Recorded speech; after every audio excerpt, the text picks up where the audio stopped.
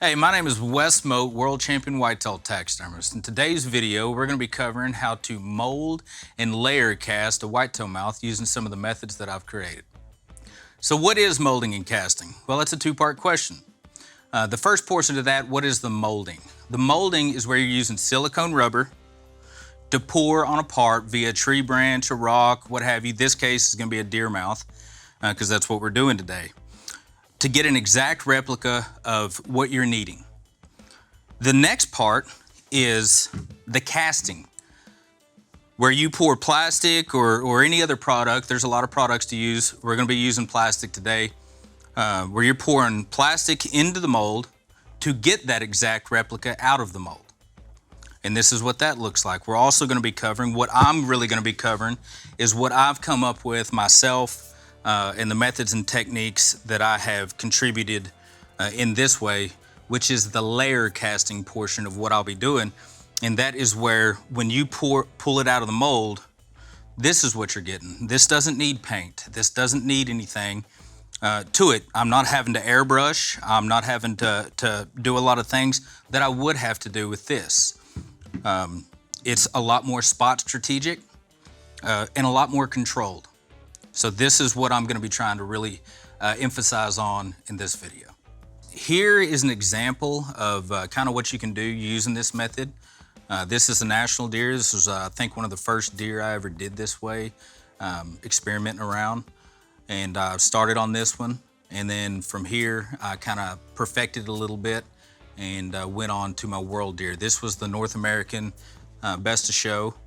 And from here, I perfected a little bit more and went to Worlds and was lucky enough to win Best in World with this one over here.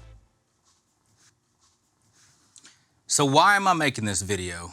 Well, guys, this was a passion for me. I love the art of taxidermy. I love art in general. I've been drawing, painting since I was a little bitty boy. And I absolutely love whitetail deer. I grew up on a farm and have idolized whitetail since I can remember. The first pictures I ever drew were of whitetail deer. This just kind of fell naturally onto me, and I know there's other people out there that just want to grow and get better and make the most realistic pieces they can of true art. So that's why I'm teaching this. I care about people. I love to teach. I love to help people every time I get the chance. And this is just a way for me to get it out to the public. These are things that I worked very hard on, thousands of hours trying to figure out with products and the do's and don'ts, and is this even possible, and so on. And I didn't do it so I could win awards and so I could make money. I did it so I could make a beautiful picture, paint a beautiful painting, have something that hopefully my peers, when they walk in a room, they would gasp at and they would appreciate, just like you would if you painted a pretty picture. So that's why I did it. I've done well with it. I wanted to give this away a long time ago, and I just haven't been able to. Now, there are some people that do know bits of what I'm doing, and I see them trying to make money on it. That was never the case for this portion. This is my baby. So to see other people trying to make money on it and not even have the full picture themselves, it doesn't sit well with me. And again, I just want to give it away for you guys so I can see what other people do with it. I don't know where I'll go from here, what I'm going to do, but I can sit back and I can watch other people get this information and see the beautiful art that they make with it, how they build upon it. So that's why I'm doing this. I just love it. I love whitetail and I love art. All right, guys, now we're gonna get into the products I'm gonna be using. I got a lot of products on this table. I've got tools and stuff that I'm gonna be using. Y'all don't worry about writing this down right now. I'm gonna provide a complete list at the end for everybody. But since I'm going into it, I'm gonna cover the main ones. Molding, we're going into the molding portion. So we have our silicone. Now, the silicone I use is GT5092 out of GT Products out of Texas. The catalyst, because it's a part A and a part B, is Catalyst 5275. The catalyst that they send you may be different where you're at. It may be a different color anyway. Don't worry about that. They have reasons that they do that. Don't worry about that, but you need a part A and a part B. On your silicone, it's a tin cure silicone, not a platinum. You can't use a platinum on fleshy parts. This is a condensation cured silicone, which means it's perfect for flesh parts. So this is what we want, and try to stick to this. We're gonna go from this. The next step is gonna be our casting portion. For the casting portion, you're gonna see me use McKenzie Premier plastic, and I use the slow set. They have a slow and a fast set. I'm always gonna recommend a slow set. I never want to be in a hurry. I never wanna feel rushed. That's where mistakes happen. I do like the pre-tinted. It gives me a good starting point without having to mix it all and get to this phase. This just gives me a better starting point to go from to start transitioning colors one way or the other. This is what I recommend, and it is PGSB or PGSP-B and PGSP-A. Again, I got a lot of other products sitting here. We're gonna be using tools and stuff. Y'all don't worry too much about that. We're gonna have that in the video. Y'all try to follow along, and let's get started. All right, guys, now we're gonna move on to the specimen selection. You are going to need spare specimens. You cannot do this on the animal that you're trying to mount, on the cape that you're trying to mount. We have to have a whole head like this in order to cast these things, and we're gonna have to shave these heads and do a lot of work to them to be able to cast them. So you're gonna need a spare specimen. Specimen selection, it doesn't mean you need to go out and harvest a bunch of deer, okay? How I get heads, and I can get 15, 20, 30 a year, is I talk to my local processors. I try to talk to the ones that are the busiest the most. And, you know, I've made friends with everybody. I know everybody. I've been doing this for a while now. And they all know me. And when they get heads in that their clients to get processed, they don't care about the antlers and they're just cutting them off. Well, the processors will cut the head off. They'll freeze it up for me, and they get 5, 6, 7. And then I'll go pick them up. So I have a lot of heads to be able to look through by doing that. But again, you are absolutely going to need a spare head. Don't attempt this on the deer that you're going to be trying to mount. So key factors in selection when it comes time for having a usable part with the animal that you're going to be mounting. Deer, just like people, are a lot different. You have some deer that got 8-inch eye to nose, some deer that have 7-inch eye to nose. Your eye to nose measurement, hopefully everybody watching this knows some of these measurements through taxidermy. Your eye to nose measurement from here to here is fairly important. It's pretty important actually, but it's not the end of the world within reason. So having that be correct. Another, what I would say is probably even more important, is the width of the head. You don't want to be molding a head that's way too wide for the animal you're going to be mounting it in. So trying to maintain the integrity of the width of the deer that you're going to be working on is extremely important to me. Otherwise, you're going to have a real big face, and there's just not much you can do about it. These cheeks are extremely thin. You can only shave them down so much. So that's part selection. So now, if you've got 5, 6 parts, 5 or 6 specimens in the freezer, you can look at those. From there, once I get a couple that I like that are usable for that, now I'm going to kind of go into the mouth and start looking at things that I like and preferences of mine. The freshness is nice if they're fresh. And if you've froze them right, a good way to freeze them is freeze them in water in a bucket. So that way when they thaw out, they're nice and plump. It also keeps them from freezer burning and shrinking up real bad. When I talk about shrinkage and judges talk about shrinkage, a lot of the shrinkage is going to take place in this front lip. It takes place all over, but a big place to really see it is in this front lip. When this leading edge of that front lip starts to get real sharp, and it looks like if you touched it, you could cut your finger on it. It shouldn't look like that. So we want a nice roll into the mouth on that front lip. I like to look at the sides and on lips. I do like a thick lip when I'm talking from the top of the papillae to the bottom of the lip line. A thicker lip is just a little prettier. You can do nicer finish work on it. I'd imagine that's why women use lip plumper and everything else. It's pretty, and it really pops in the mount if you have nice, full, thicker lips. It's not the end of the world if you don't. From there, look at the teeth, make sure you have nice front teeth, make sure all your teeth are even there. Sometimes they break them, chewing, doing things. Like this one here, he's chipped on the front, he's got a couple chips. I can't be as picky on this one as I would be on a comp one. We're gonna mold him with that. For a judge, that isn't really gonna matter too much. This happens a lot. I'll go from there. I do like to look at the tongues. If you can get a part with a fresh tongue that doesn't have something called palate marks on the tongue, that is preferred. Palate marks is where this upper palate leaves indentions on the tongue. That happens fairly quickly after death. One way to mitigate it is to have that tongue rolled back in the back of its mouth. So that can't happen.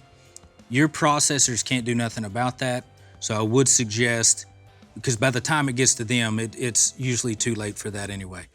What I would suggest is try to save your tongues from harvest, from your own harvest, and do that, fairly quickly after the harvest. Either roll it back in the back of the mouth like this one, or go ahead and try to cut it out of the deer you harvested and then freeze it in water. That way you've got another tongue to work on. Because that is the disadvantage about having to get heads this way, is a lot of the times they do have these palate marks, ridges on their tongue, and there's not a lot that you could do about that. If I was to try to swell these tongues to lose that, this tongue would then become too big to really be in this mouth and would just look weird and be obvious. I like pretty papillae. For people who don't know what papillae is, it's them little spikes inside the deer's mouth, and they're all going backwards. It's nice when they have pretty long ones of those. It just looks pretty. Sometimes they have a lot, sometimes they don't have many. Again, that's a preference thing. I do want to emphasize that you are never going to find the absolute perfect part. They don't exist, or the perfect specimen. They don't exist. There are things that you can do. You can rebuild some papillae. You can even work on your lip line and things. So don't hold off on casting, molding and casting, because you can't find the perfect part. It doesn't exist. So although these are keys that I look for, it's not the end of the world if it doesn't match every one of them. So on specimens, we've talked about the width, we've talked about the length, and the things I kind of look through in the mouth before I ever get ready to mold or cast the head. Those are the things that I look for. So now we know what head we're gonna use. We gotta prep this thing and get it ready to mold. There's a few things that we gotta do. We gotta remove some of this hair off the face. We gotta get a lot of this hair off the face. You don't want this hair on here. When you pour silicone rubber on it, it's gonna bind to that rubber, and you're gonna have a real hard time getting this dead head out of the mold so you can even put plastic in it and make your cast. So we gotta get this head off, or this hair off. It's just beard trimmers and a few Bic razors. Other than that, it's not too complicated. I always like to try to leave my noses on. There's a reason I like to leave my noses on. The way I mold, I am able to keep my noses. When things were molded in two parts, my struggle back then is that even though I'd leave the nose on, all these air passages in the nose would hold air, and they would end up popping up in my mold or having a bubble inside the nose. So 9 times out of 10, my noses wasn't any good that way, so I wasn't able to use them. The way I'm molding now, 9 times out of 10, my noses come out great. I would prefer to use the nose that's on the mouth due to the thinness from the top of the palate to the Jacob's gland there. Because that's so thin, by the time you get to put a replacement nose on there, it's usually too thick. So that's the way I'm gonna do it. I'm not gonna worry about shaving the whole head. I'm going to shave down through here below the eye all the way to the back of the throat, and the same on the bottom. I want to get that shaved off really nice. Once it's frozen and it's set up, it's going to be a solid block of ice. I'll be able to take it to the bandsaw and cut all this material off, and everything that I didn't shave will be able to come off. So y'all just bear with me. I'm going to get to shaving. Let me back up just 1 second. Another reason, we're going to come in along the lips here with that Bic razor, and I want to shave all this off at the same time, get a little bit closer. There's an area of the lip skin right here where it transitions from one piece of anatomy to a different piece of anatomy, and you can see it in the skin's texture. The vertical lip runners of the lip stops, and you can see the line really well right here. We want to make sure that we have that line in our part, because when everything's in pink, it's not quite as easy to see as here, and we need to know where that stops so we know where to make our transition when we're mounting the deer, and where to put our groove spot to be able to pair up to our part. So y'all just bear with me, and I'm gonna get started shaving and get going.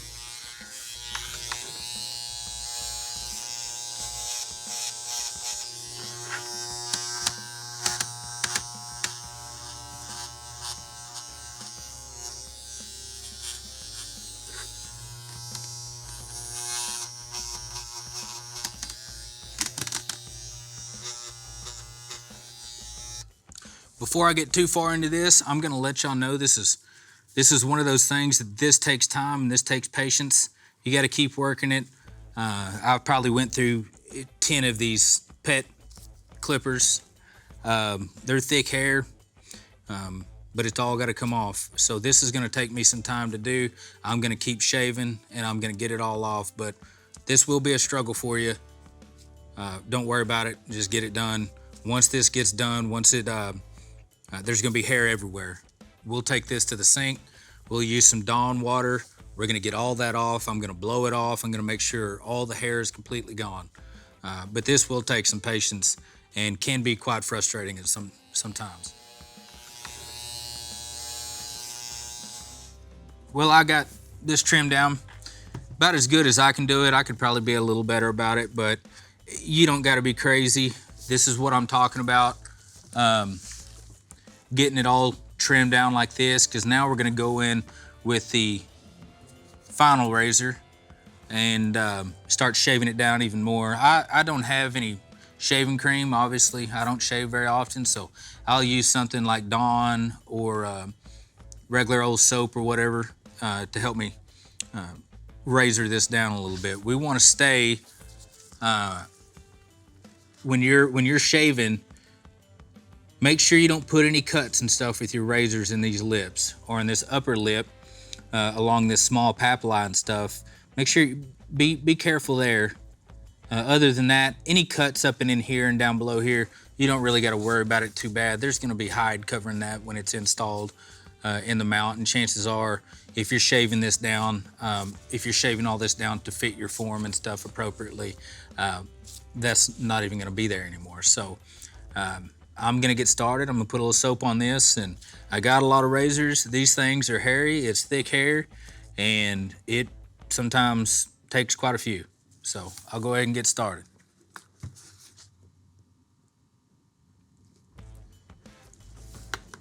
Another thing about the Dawn and using the Dawn is we're gonna be using Dawn later to clean all this up anyway. So why not just use Dawn now? Is kind of my thought on it.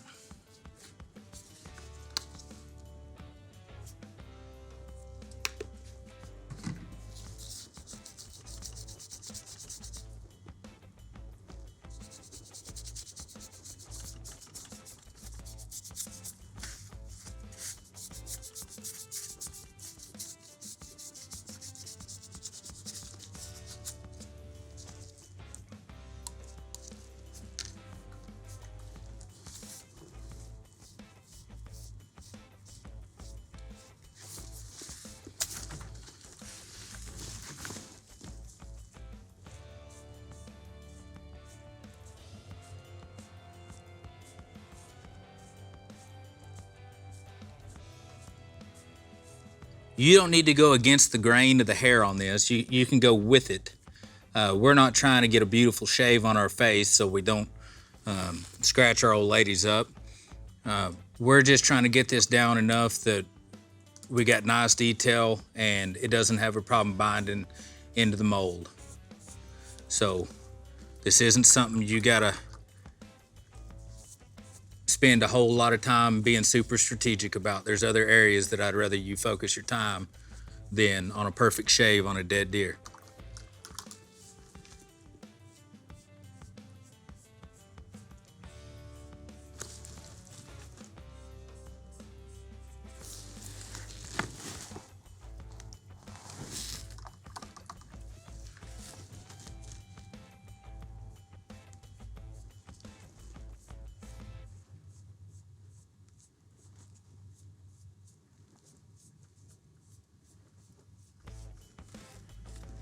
And I'm mainly gonna be focused around the lips. I may hit some of these other spots a little bit, just again to help me get it out of the mold. Any spots that with too long of hair that I don't want that silicone binding me up. But mainly around the lips so I can have all that lip detail and know exactly where my lips end.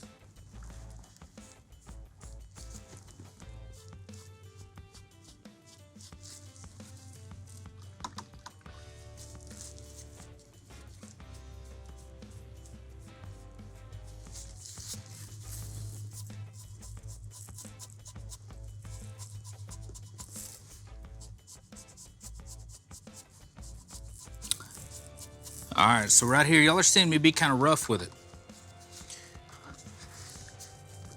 The focus of all this is gonna be on the inner mouth.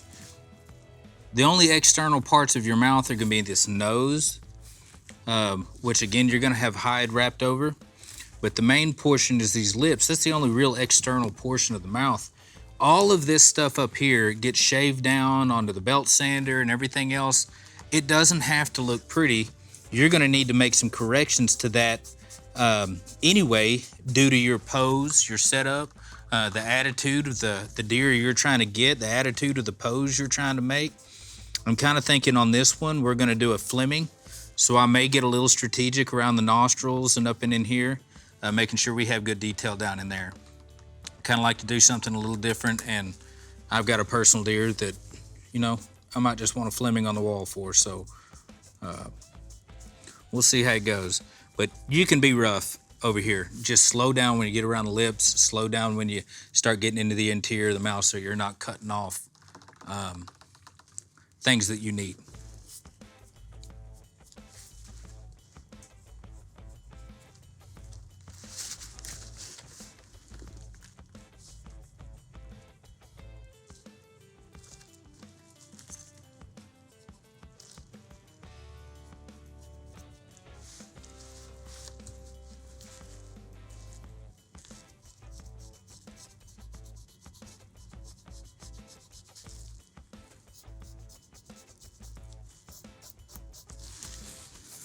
All right, so y'all see me kind of being a little bit more careful up here in the lip, just trying to be strategic about it. You know, it's just like your face, guys, when you're shaving, you know, you'll kind of stretch your skin out in places. Or the way you move your neck and stuff. If you put your finger behind it or if you'll stretch it out, it makes it a little easier to get to. I'm doing this fairly quickly. I want y'all to, I mean, y'all think about it. I've done a lot of these. So I'm probably a little quicker than you're gonna be your first time. Don't try to keep up with speed. Don't try to keep up with how fast you see me doing it or this video. If it takes you longer, it takes you longer. Don't worry about it. Give yourself time, slow down, and just do what it takes from start to finish. Let's don't cut any corners here. Let's stay strategic about it. But once you back off that lip line a little bit, I mean, you can just go to town.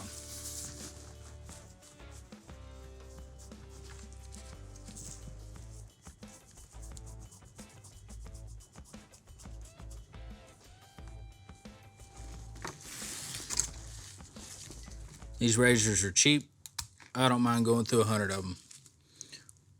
By the time you buy your silicone, you buy your plastic, you got a pressure pot, vacuum chamber, and all that stuff just so you can do this. Don't be cheap on razors. You've already invested. Do it right.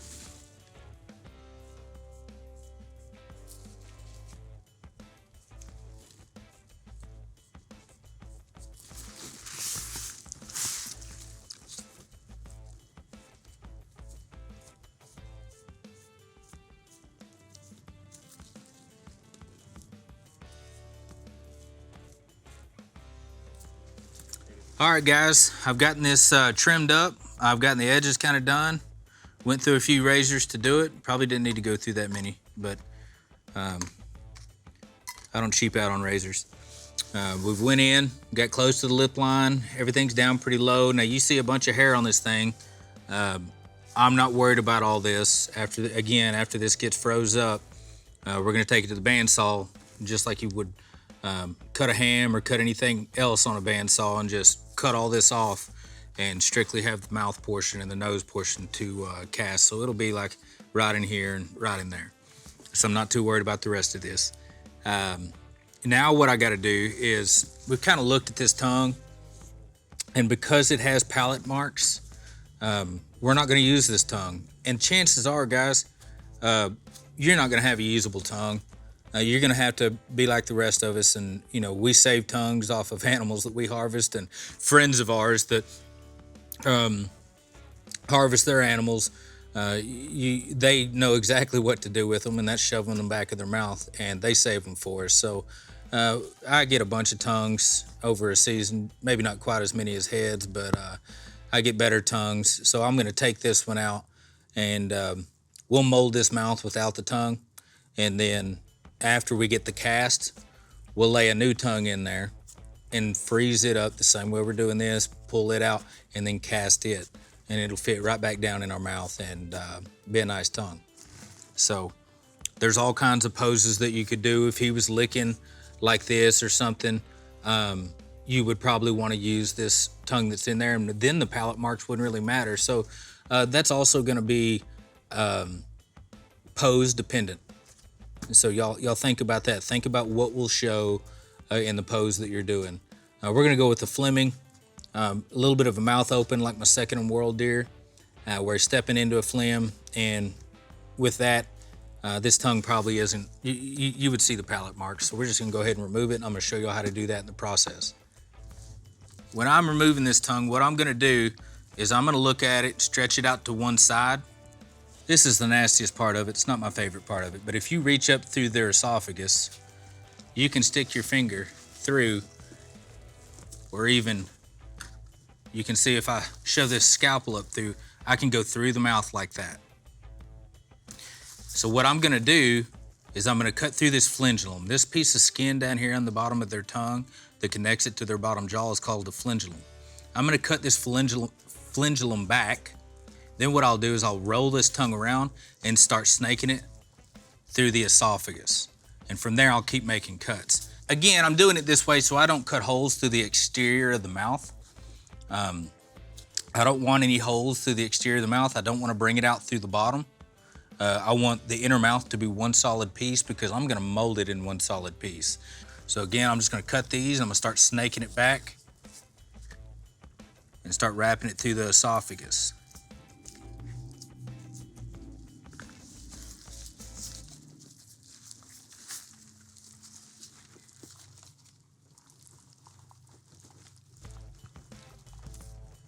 All right, guys, I got the tongue pulled out the back of the throat through the esophagus. Now I'm ready to just cut it off. You do got to be kind of careful here. You don't want to cut into the top of the mouth back here. I really want a nice throat. Again, depending on your pose will depend how high up your tongue sets in the back. And if you've got a tongue that's setting low due to your pose, then it's nice to be able to see almost down the throat. And I think it's one of those things that I've done before, and people have been really impressed by it. So we want to be careful how we cut this. We got to look at it in reverse. This is the, even though this is the bottom of the jaw, this is the top of the tongue because it's folded back, and now this is the top.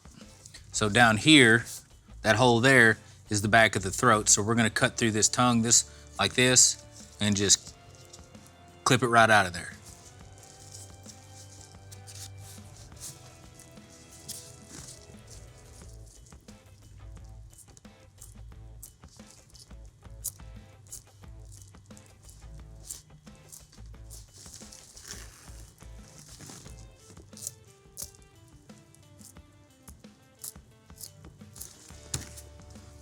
And that's removing the tongue. From here, we got to clean this thing out really good. As you can tell, I've been pulling some bot flies out of the nasal cavity from the back, which bot flies are normal.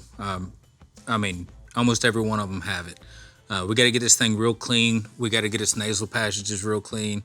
And that's just a matter of taking it to the sink with some Dawn water, washing it, several times to get all this excess hair off. Last thing we want is some of this hair to get inside the mouth and us to pour rubber on it and it come out on our part.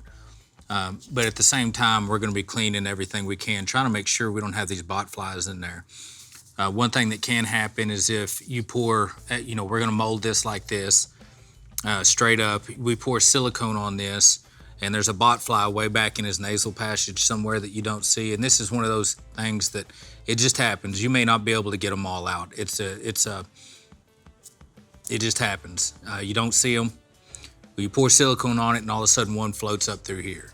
And that is where sometimes a nose, even doing it this way, may not work out, because if you got a bot fly hanging about halfway out in your silicone mold, now you're not gonna be able to use your nose. So we can mitigate that a lot by just making sure we clean it real well and look up into the passages and try to find everything. Another thing is once we freeze this thing off up and I cut it, I'll be cutting through most of those passages. So I will look again after this is frozen and set up and cut and make sure I pull everything out that needs to come out. So the next step is just going to the sink and starting to clean it. I've got it completely opened up. I can see the back of the throat real well. I think this is gonna make a pretty nice mouth. All right, guys, what you have here is a shop sink. It's a dirty shop sink. I use it, so don't judge me too hard. You can't put too much Dawn. Dawn is a degreaser. It'll help lift everything off.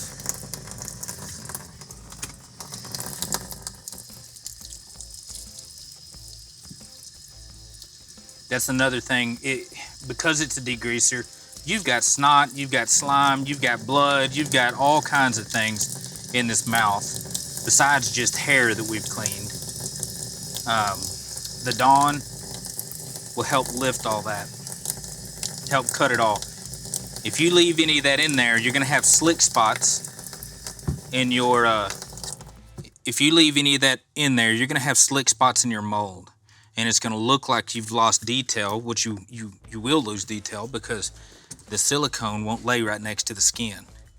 So we need to get all that slime, all that snot, all that blood, and all that stuff out. And we're just using a whole lot of Dawn. Use too much Dawn, because it's hard to wash off, and by the time you get it all washed off, you're good to go.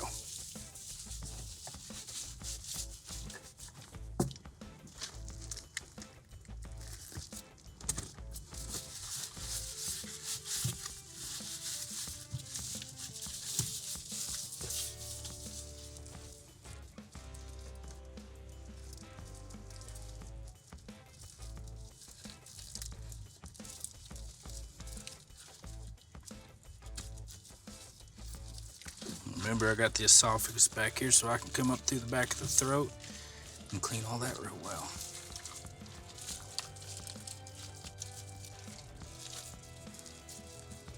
All right.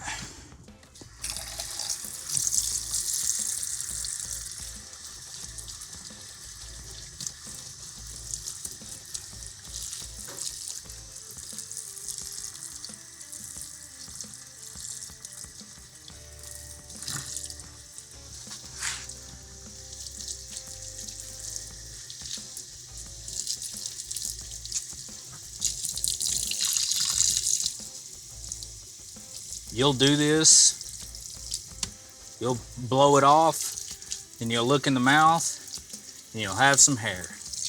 And guess what? Just do it again.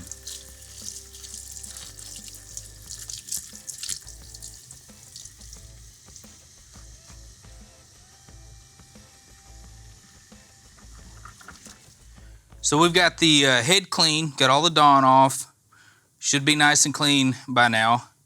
We're gonna start blowing this off. We wanna wick all this moisture, especially from inside the mouth, but also everywhere around. We wanna get all this moisture out of the hair or anywhere around, because if you don't, and we pour silicone on it, that moisture is gonna wanna float to the top.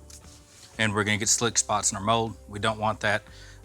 But mainly, we just wanna get really clean, nice and fluffy, get the interior of the mouth nice and dry, and we wanna check for any debris or any hair or anything like that inside there. But this has to get totally dry.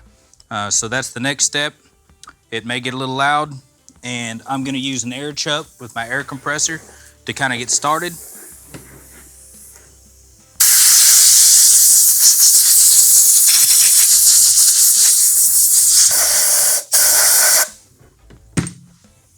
I'll even do little things, shoving paper towels and stuff down in here, trying to make sure I wick up any moisture that I can.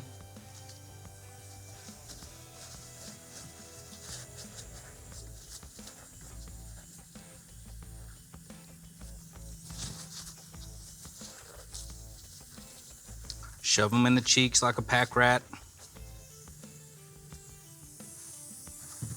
We'll pull that out. Blow some more.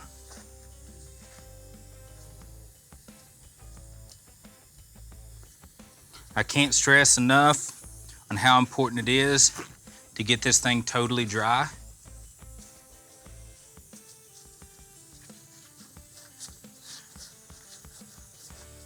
So we can have pretty end results.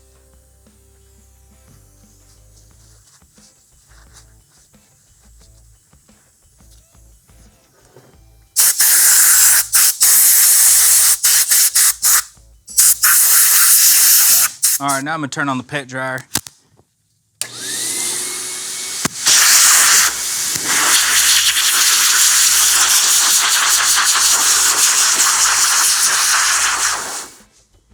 Okay, some may be questioning me on why I bothered to get all this really dry if I'm gonna be cutting it off later.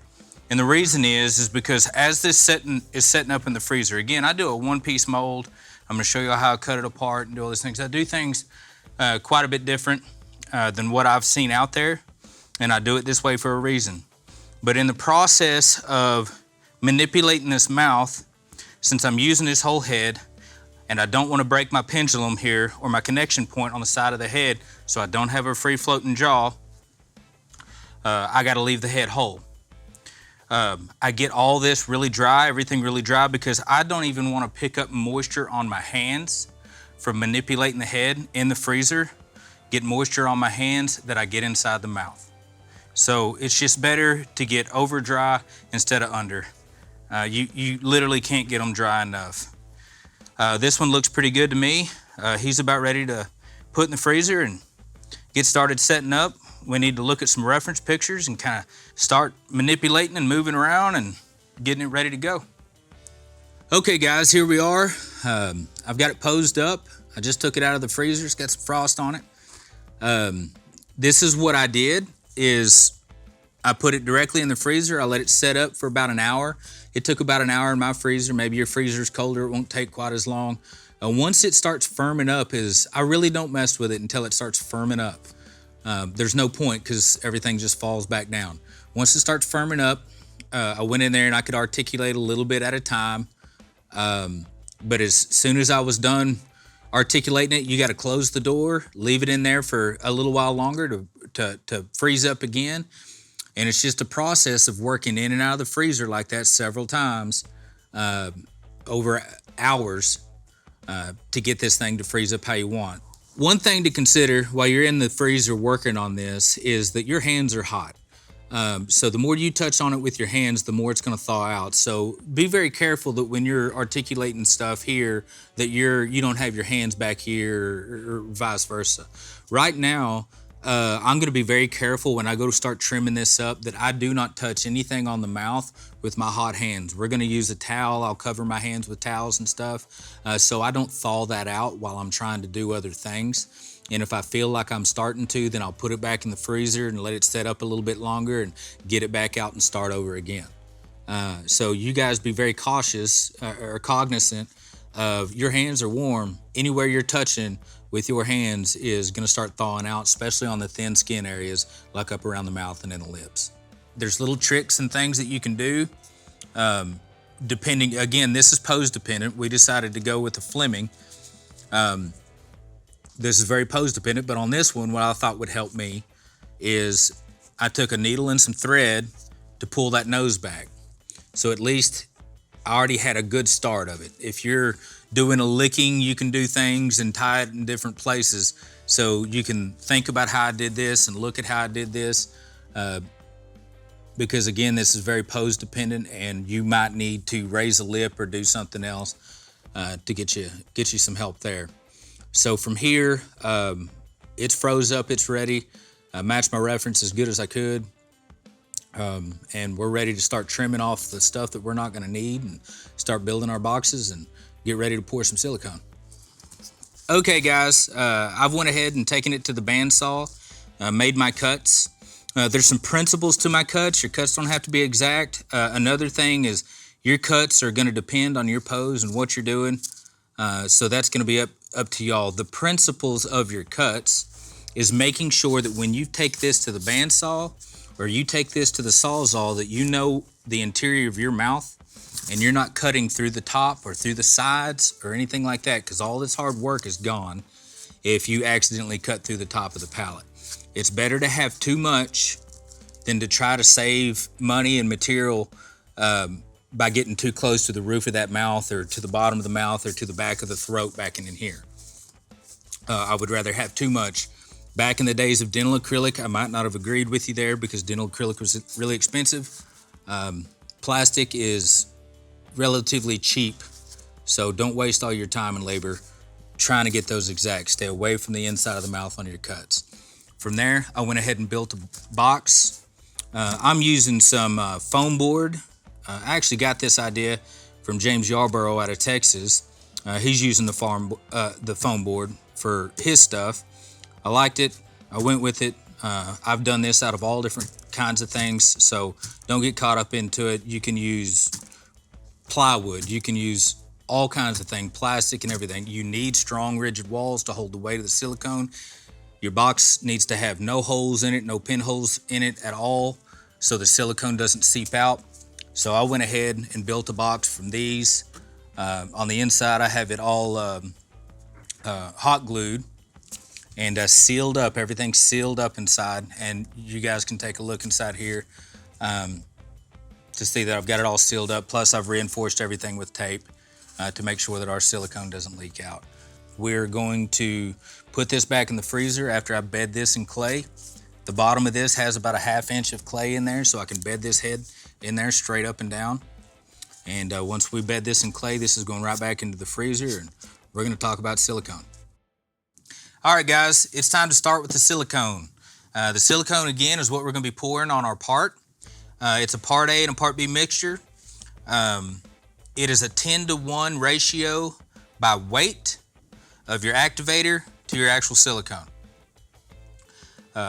What we will end up doing is we're going to go ahead and mix this up. I'll show you all how I'm mixing it up. After we get it all mixed together, our part A and our part B, we always have to vacuum our silicone. Always. You can't get away without vacuuming it. If you don't have a vacuum pump, you can't really do this process. Okay? Just don't try it. Get a vacuum pump. Get a pressure pot. This right here is an 8 CFM vacuum pump. I think this is a 3 or 4 gallon pot. I would suggest to go bigger instead of smaller. A lot of people are trying to get away with the 3 CFM pump. The stronger pump you have, like this 8 CFM pump, the quicker it will degas. The goal of this is these two products kind of put off a gas. It's a chemical reaction. We want to degas that as quickly as possible so we can get it on the part, on the frozen head. If you don't and it starts to set up on you while you're pouring, you've got to mix all over again and start all over again, and you're going to waste a lot of silicone doing that. So I would suggest a stronger pump like this 8 CFM pump and a sizable chamber so you can do bigger batches of this at one go instead of multiple smaller ones. Now that we have our silicone measured out, it's time to go ahead and start mixing it up. I can't stress enough on how well this needs to be mixed. I use a little stir stick on the end of a drill. The quicker you can stir it, the better.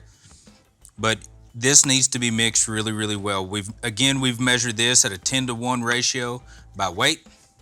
Now I'm going to mix it together, and from here, once it's mixed, this is a little bit of a fast process. Once it's mixed, it needs to go into the vacuum chamber quickly. We need to get it under pressure or under vacuum to suck all the gas out quickly. So I'm gonna go ahead and get started on that. Again, once we get it in there, we're gonna start drawing air and it's gonna rise. And typically what it'll do is it'll fall. Sometimes if you don't have a pot big enough for it, you may have to play with it, but once it stops rising and levels off, when you're at -28, then you're good. You can release the pressure. It's been vacuumed enough, release the pressure, and it's time to go ahead and pour on your part.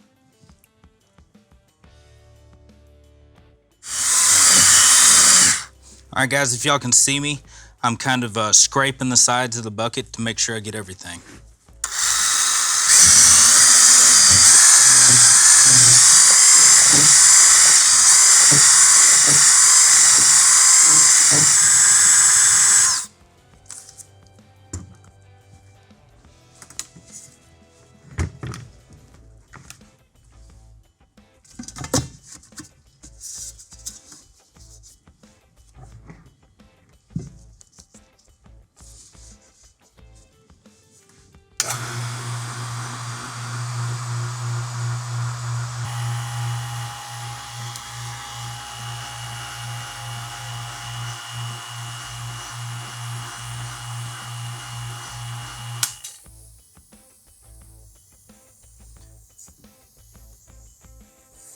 All right, guys, what y'all are seeing me do here is play it a little bit.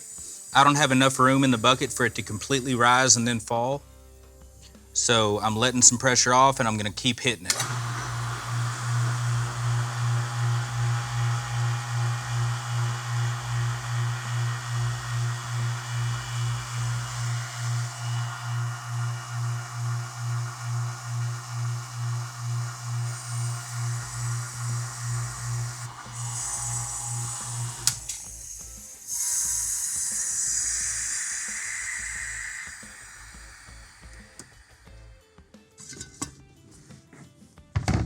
We're gonna go ahead and start pouring. Now, the part's centered in here and it's ready. I like to pour to the side of the part, not directly on the part. And we want a slow, steady stream. The reason you want slow, steady is because as it gets a small stream, for one, it's gonna pull any of the gas bubbles out because the stream is really small. And two, we don't wanna pour quick because we don't want the silicone itself trapping air. And so we're just slow, steady, pour in the same spot. I like to start over to the side.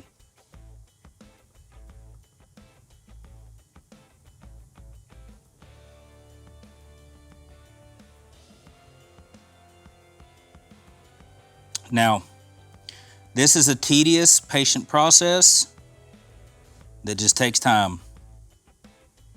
So you'll sit here and see me hold this bucket for quite a little while.